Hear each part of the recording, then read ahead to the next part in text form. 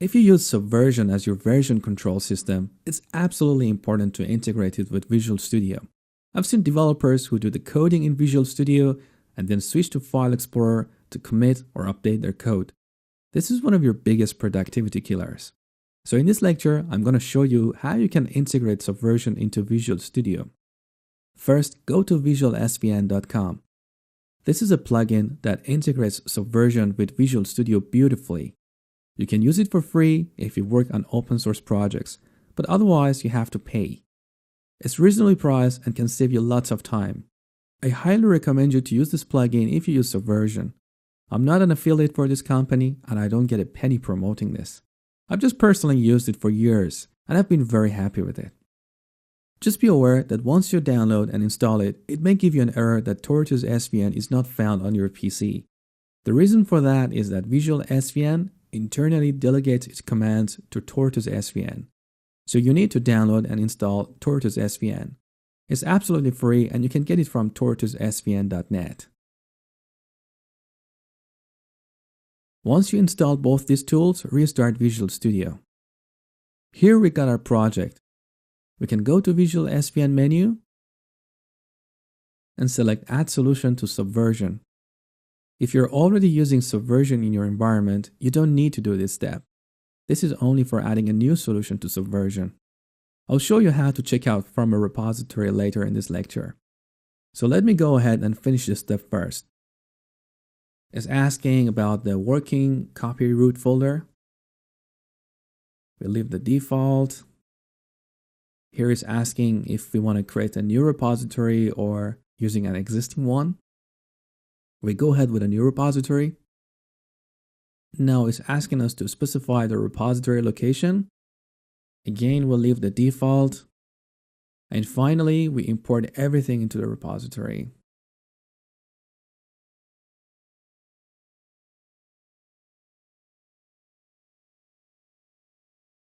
Note these little yellow icons here in the Solution Explorer.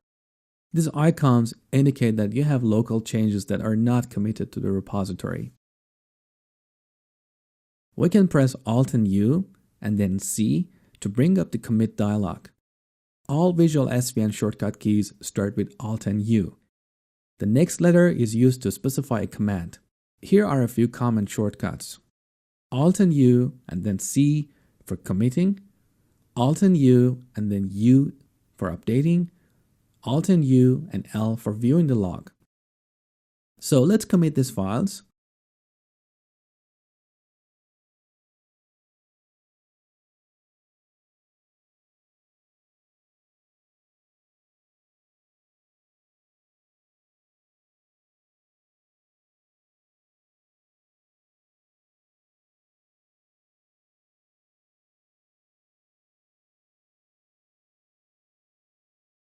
Note that all the yellow icons now turn green.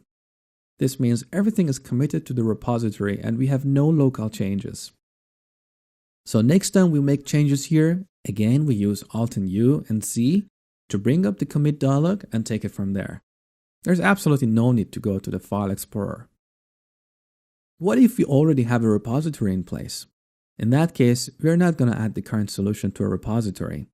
Instead, we're going to check it out. So let me close this solution first.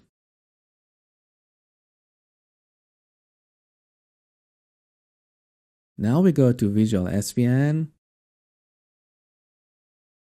and select Get Solution from Subversion. Here we specify the path to trunk as well as our working folder. I leave the defaults here.